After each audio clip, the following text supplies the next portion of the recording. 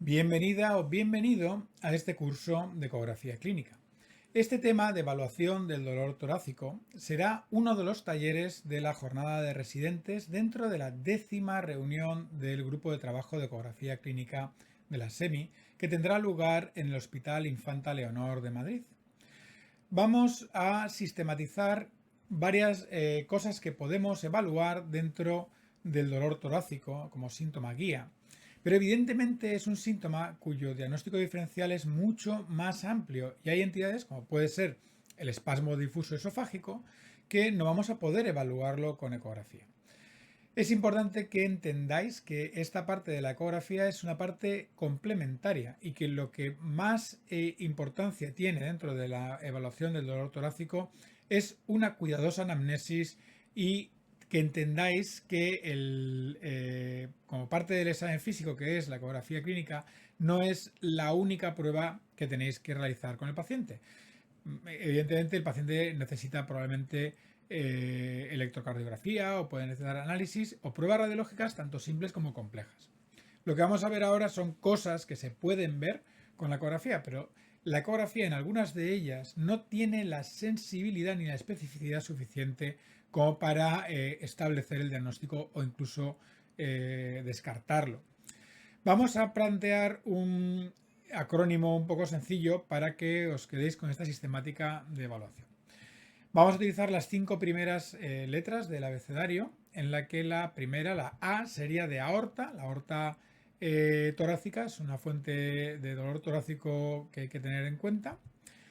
La B sería el Blue Protocol y no vamos a plantear la realización de todo lo que es el Blue Protocol, sino partes, unas partes en concreto, que sería la evaluación, sobre todo el neumotórax y la detección de signos de insuficiencia cardíaca izquierda, que sería lo que más probablemente encontráramos como en un paciente que nos comenta dolor torácico. Hay otras partes del Blue Protocol, como puede ser la neumonía o la realización de una broncopatía crónica que no va probablemente a manifestarse con dolor torácico como síntoma principal. La C va a ser de contractilidad, es decir, la alteración segmentaria de la contractilidad nos daría una pista sobre la presencia de cardiopatía isquémica. La D de Doppler, y esto entiendo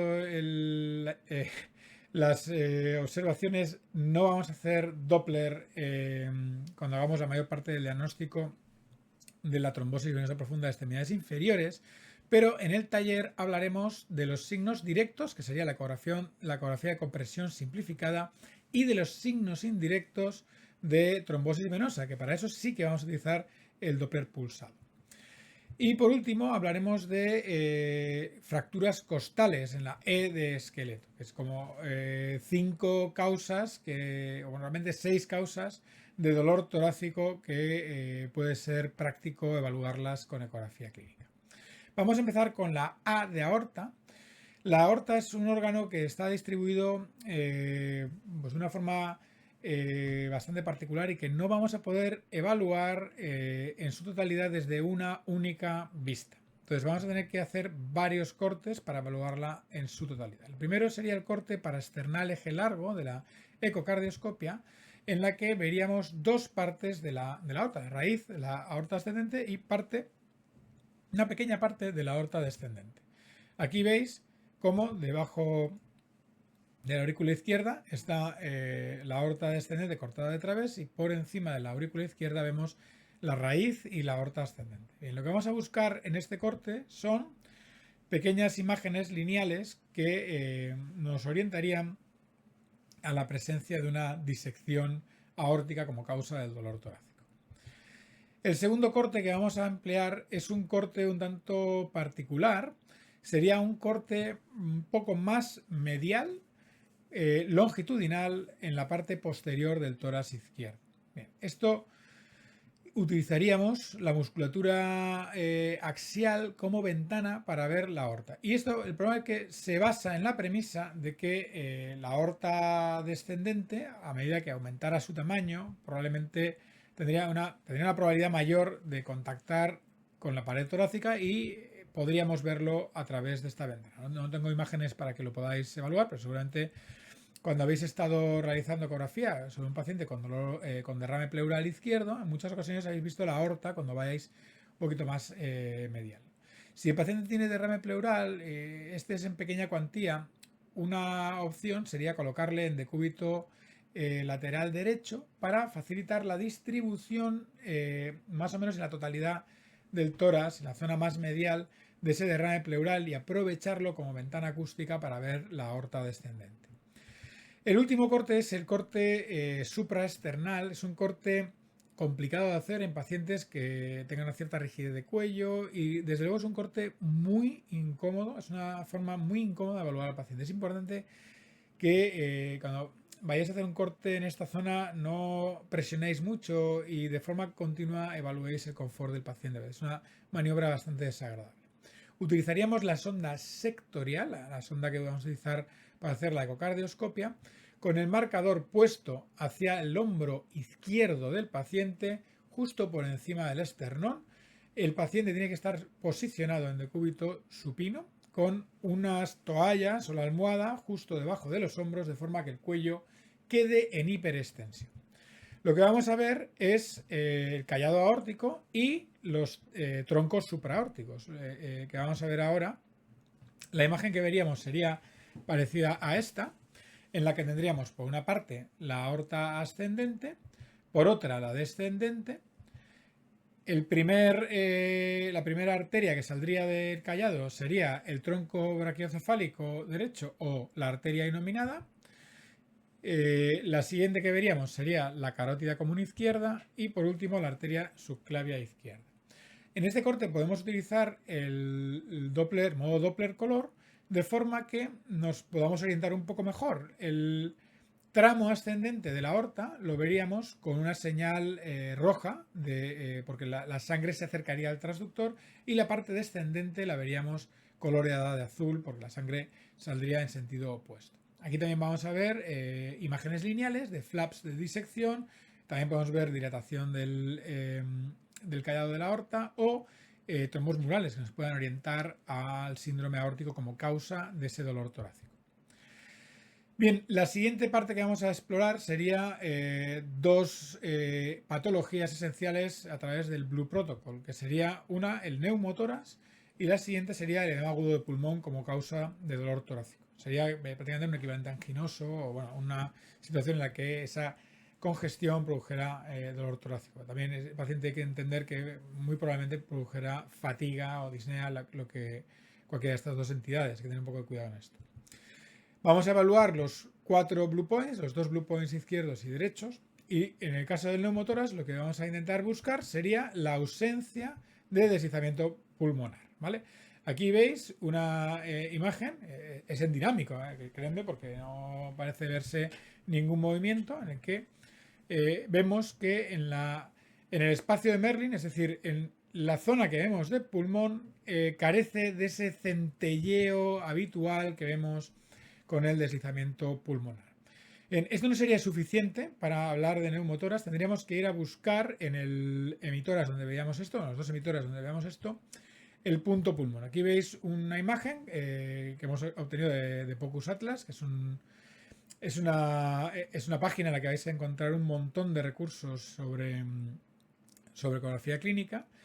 Y en esta imagen que hemos traído de aquí, veis en la zona izquierda de vuestra pantalla el pulmón aireado, y en la zona derecha, en ese mismo espacio intercostal, el pulmón que no está expandido con el neumotórax. Esto sería el punto pulmón y es la zona de frontera del pulmón aireado y el pulmón del neumotórax, ¿no? Bien, en el caso del edema agudo de pulmón, lo que vamos a ver, y esto tenéis que acordaros que veríamos un síndrome intersticial, pero ese tiene que ser bilateral y simétrico, ¿de acuerdo? Y lo más probable es que encontremos una pleura fina y espacio regular, ¿de acuerdo? Esto sería lo que nos orientaría sobre la posibilidad de un edema agudo de pulmón como causa del dolor torácico del paciente. Vamos a seguir con la contractilidad, ¿de acuerdo? Y esto es un aspecto en el que tenemos que tener especial cuidado porque hay muchos problemas de interpretación y es una técnica compleja. El corte ideal donde vamos a poder evaluar la contractilidad va a ser en el corte paraesternal eje corto. En el corte paraesternal eje corto tenemos una visión de la práctica totalidad del ventrículo izquierdo y una gran parte del ventrículo derecho. El ventrículo derecho no vamos a hablar ahora de esto porque no tenemos mucho tiempo para plantear los signos de sobrecarga del ventrículo derecho, que además no tienen por qué verse en una persona con embolia de pulmón y por eso lo hemos extraído de este tema. ¿Vale? Vamos a centrarnos en la contractilidad del ventrículo izquierdo, sobre todo en la alteración segmentaria del ventrículo izquierdo como causa de dolor torácico. Bien, cuando vemos el ventrículo izquierdo en el paraesternal eje corto, es como un donut. Nosotros tenemos que estar viendo las paredes de ese ventrículo contraerse de forma completamente sincrónica, todos a la vez, yendo hacia el centro. Lo que podemos observar, como podemos ver en este clip, es una zona en la que claramente la pared del ventrículo no se mueve. Sin embargo, la zona que veis en la parte más inferior de la pantalla se mueve de forma normal, ¿vale? Esto es una alteración segmentaria. El truco que os recomiendo sería colocar el dedo en la pantalla, en el centro de la cavidad ventricular izquierda, y ver cómo se acercan o se alejan las diferentes paredes del ventrículo hacia vuestro dedo. Es decir, si hay una zona donde claramente no veáis esas paredes moverse, ahí podéis sospechar que pudiera haber una alteración segmentaria contractilidad. Pero evidentemente el diagnóstico de la cardiopatía isquémica no se hace por ecografía clínica solo, es decir, necesitamos, aparte de que el paciente tenga dolor torácico y que ese dolor torácico tenga una anamnesis compatible o típica de cardiopatía isquémica, tendríamos también que utilizar la electrocardiografía y la bioquímica para completar el diagnóstico. ¿Vale? Esto nos podría dar una pista, pero evidentemente el diagnóstico no lo vamos a efectuar exclusivamente basado en esto. Bien, ¿qué sigue? La parte Doppler, ¿vale? Vamos a ver las venas femorales, el callado de la safena y la safena mayor y la vena poplitea a través de la compresión para detectar la presencia o ausencia de trombosis, ¿vale? Aquí veis una vena femoral común en la que al apretar, cuando ya empiezan a colapsarse las paredes de la arteria femoral, vemos que seguimos viendo la vena femoral común. Evidentemente esto no utiliza el Doppler. Para ver la parte de Doppler, esto lo trataremos en el taller presencial. Serían signos indirectos de trombosis, son signos que es un poco más laborioso de hacer y no es tan específico de trombosis venosa profunda. Pero acordaos que el diagnóstico de una trombosis venosa profunda de miembros inferiores no equivale al diagnóstico de embolia de pulmón. Entonces, no podemos quedarnos simplemente en ver esto sin evaluar otras posibilidades en el paciente. Evidentemente, tenemos una razón muy buena para anticoagular al paciente y ganar un poco de tiempo para realizar otro tipo de pruebas. La ecocardiografía, la ecocardioscopia, nos puede ayudar en el diagnóstico de embolia de pulmón, pero solo si tiene repercusión hemodinámica suficiente como para verlo en cavidades derechas. Esto no tiene por qué ser así en muchos de los casos de embolismo pulmonar. Por eso no hemos planteado esto para que no os quedéis con la idea de que solo si ves un ventrículo derecho dilatado, signo de McConnell o ese tipo de hallazgos vamos a estar ante una embolia de pulmón. Es decir, la embolia de pulmón lo más probable es que curse sin repercusión en cavidades derechas en la ecocardioscopia. Bien, por último vamos a hablar del esqueleto. El esqueleto, en realidad las fracturas costales, acordaos que las fracturas costales en la radiografía convencional es difícil de evaluarlas, sobre todo las fracturas costales de la parrilla anterior. Es una zona que está bastante regular representada. Es decir, la fractura costal no es inhabitual en los enfermos con osteoporosis grave, en los enfermos, sobre todo los enfermos que tienen una EPOC o una enfermedad en la que han estado recibiendo un montón de corticoides. Eso puede facilitar la presencia de osteoporosis secundaria y en un acceso de tos pueden fracturar la costilla. Vamos a tener que evaluar en donde el enfermo nos diga que le duele, es decir, que esto va a ser un dolor que claramente el paciente nos va a señalar a punta de dedo donde tiene la molestia y nosotros tenemos que colocar ahí el ecógrafo y recorrer la costilla para ver bien la cortical de la costilla. Vale, solo vamos a poder evaluar la cortical externa, ¿no? Aparte la tabla externa de la costilla. Y claro, a menos de que uno tenga un traumatismo interno de intensidad suficiente, no va a haber una fractura exclusivamente de la tabla interna de la costilla, con lo cual no hay mucho problema en evaluar solo esta parte de la costilla, ¿no? Como la mitad de la costilla. Eso sí, tendremos que ver el arco costal en su totalidad, es decir, que desde posterior hasta lateral y anterior. Y lo que tenemos que hacer es un barrido, y para esto yo os recomiendo que utilicéis el dedo de la mano en la que no estéis utilizando el transductor, podéis colocarlo en el espacio intercostal y utilizarlo como carril, como guía para realizar la ecografía con la sonda lineal para ver bien cómo está la estructura del hueso de la costilla. Lo que vamos a buscar son resaltes en los cuales evidentemente hay ahí una pérdida de esa continuidad de la cortical. Se vería más o menos así. Aquí vais a ver una zona hipoecogénica cerca de esa zona donde le duele al paciente, que es un pequeño hematoma que se forma al fracturarse el hueso. Y aquí tenéis las tablas de la costilla. ¿Vale? Aquí están separadas, hay un pequeño resalte y lo que vemos es esa imagen, ¿no? como que resalta, ¿no? Se pierde la continuidad y se desvía un poquito esa línea y se ve un pequeño hematoma, ¿vale? El paciente va a tener dolor cuando hagáis esta maniobra, ¿de acuerdo? Entonces, tener cuidado en no apretar mucho porque puede ser un dolor intenso para el paciente y ser muy desagradable. La costilla no tiene por qué ser única la que se rompa, es decir, que puede tener varias fracturas costales. Entonces, no está de más que evaluéis el arco costal superior, el inferior, a donde nos dice que tenga el dolor, ¿no? Claro, evidentemente el paciente puede tener crepitación, puede tener una serie de signos, ¿no? que el examen físico nos pueden orientar, pero de esta forma es una forma muy sencilla de comprobar la fractura costal por ecografía. Bien, vamos a hablar de problemas que vamos a poder tener a la hora de realizar estas técnicas. La aorta, para cuando evaluamos la aorta es importantísimo que ajustéis la profundidad muy bien. Evidentemente, una línea de disección puede ser una línea muy fina, se nos puede escapar si tenemos un campo muy amplio para evaluar la aorta, ¿no? Tenemos que ajustar muy bien la profundidad del aparato para ver exclusivamente la aorta. Hay veces también que, producto de artefactos del lóbulo lateral, podemos ver imágenes que el haz de ultrasonidos rebota en la costilla y nos puede representar una especie de línea dentro de la aorta. Bueno, esto es difícil excluirlo. Podríamos mover un poquito el transductor para intentar modificar la posición de las costillas e intentar evitar que aparezca este tipo de artefactos. Pero evidentemente es un problema que nos vamos a encontrar. Es importante que entendáis que si estáis sospechando un síndrome aórtico y no lo veis por ecografía, pidáis un TAC, porque el diagnóstico realmente con el estándar es la TAC y la ecografía nos puede ayudar un poquito a dirigir antes al paciente a este tipo de pruebas, pero luego si necesita una reparación o necesita algún tipo de intervención, evidentemente va a necesitar una prueba de imagen volumétrica como la TAC.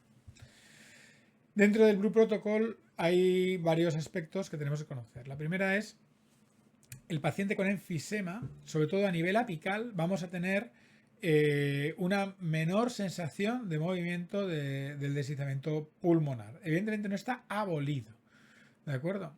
Pero sí que nos puede dar una sensación si vamos un poco deprisa y nos podemos despistar. Los pacientes que tengan bullas, lo vamos a ver exactamente igual que en neumotoras. No, va a ser difícil distinguirlo. Entonces, no está de más que dentro de la evaluación, pues, refresquemos radiografías previas o revisemos el historial del paciente por si esto lo podemos identificar de antemano e ir mucho más seguros. Los enfermos que sospechemos edema agudo de pulmón, también hay que tener en cuenta que las enfermedades pulmonares intersticiales se pueden representar de una forma parecida en la ecografía. En estas vamos a tener matices respecto a la anamnesis, también la exploración física no tiene por qué ser la misma. Son enfermos en los que es posible que este diagnóstico ya conste en su historia clínica. Y en estos la línea pleural suele ser más irregular, ¿vale? Esto más es desestructurada, pero es un aspecto que se nos puede pasar si tenemos prisa con la evaluación, ¿vale? Hay que ser sistemático, meticuloso y no hay que andar corriendo para hacer este tipo de evaluaciones. Dentro de la contractilidad hay muchos problemas, ¿de acuerdo? Esto es un aspecto que yo creo que de pertenecer sería parte de la ecocardioscopia avanzada, desde luego no es parte básica. El primero que tenemos que tener en cuenta es una alineación incorrecta, en la que estemos haciendo una alineación con una mayor o menor rotación de lo debido en el corte paraesternal eje corto, y veamos el ventrículo más que como un donut, lo vamos a ver como un huevo. Entonces, en las zonas en las que estamos haciendo ese corte inapropiadamente alineado, un corte oblicuo, nos puede dar una sensación de que hay zonas que se contraen de una forma diferente, ¿vale? Esto hay que ser muy cuidadoso para hacer un corte muy bueno y no caer en este tipo de problemas. Luego hay dos situaciones en las que vamos a ver alteraciones segmentarias y realmente no se explican por una cardiopatía isquémica. Realmente son tres, ¿vale? Uno sería la cardiomiopatía del estrés, el síndrome de Takotsubo, en la que no hay un matiz, que es que las alteraciones contráctiles no obedecen a un territorio de una arteria, o sea, es una balonización apical, que la vais a ver. El enfermo, no obstante, puede debutar también con dolor torácico. Y la presencia de hipertensión, de sobrecarga de cavidades derechas, de presiones elevadas, de hipertensión pulmonar, puede hacer movimientos diastólicos del septo que nos confundan, y el bloqueo de rama. Los bloqueos de rama a veces pueden dar una cierta disincronía, y esa alteración, si no estás muy pendiente, nos puede confundir con la presencia de alteraciones de la contractilidad. Por eso es importantísimo que, aparte de la anamnesis y exploración física del paciente, hagáis, si creéis que puede tener cardiopatía isquémica, hagáis electrocardiografía y también determinación bioquímica de marcadores de daño miocárdico. En cuanto al Doppler, hay el clásico problema de confundir un ganglio linfático, ¿vale?, con una imagen redondeada, con una parte hiperecogénica en su interior y que además que no colapsa. Acordaos que los ganglios son pelotas, ¿vale? Nosotros vamos escaneando, no lo vemos, bajamos por abajo y dejamos de verlo. Sin embargo, una vena es un tubo, entonces la vamos a estar viendo por encima y por debajo mientras vayamos recorriendo, ¿vale? Eso nos puede ayudar. Y otro problema, habitualmente por un poco de desidia, sería no evaluar las dos piernas, ¿vale? O sea, es decir, acordaros que toda evaluación de trombosis venosa debe ser bilateral. Cuando veamos los signos indirectos, también es importante que los hagáis en las dos piernas, porque a veces puede ser una trombosis ilíaca y en la pierna contralateral tiene una variación normal, mientras que en la que tenga la TVP nos puede orientar la comparación entre ambas extremidades, ¿vale? En el esqueleto, el problema puede ser cuando nos acercamos hacia el cartílago condrocostal, el cartílago que hay entre el esternón y las costillas, sobre todo en las últimas, en ancianos puede calcificarse y da una imagen un poco irregular, ¿de acuerdo? No podría confundirlo con una pequeña fractura, ¿vale? Se ve parecido a las fracturas que se ven en el húmero con la patología de tendones, pero evidentemente lo que no vais a ver es claramente una separación entre las dos partes de la línea de la corteza, de la cortical de la costilla.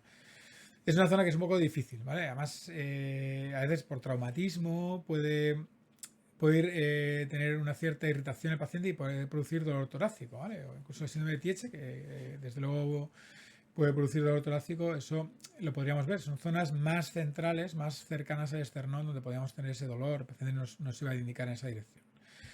Uno de los aspectos más importantes, que ya lo hemos comentado antes, es que la ecografía no debe ser la única prueba que vayáis a plantear hacer al paciente. Es decir, que tenerlo como parte de vuestro examen físico para poder complementarlo. Y por último, lo más importante es la anamnesis y el examen físico. Es decir, no podéis evaluar al paciente sin una correcta historia clínica. Vamos a ir probablemente a cometer errores bastante graves si solo utilizamos la ecografía clínica en estos pacientes.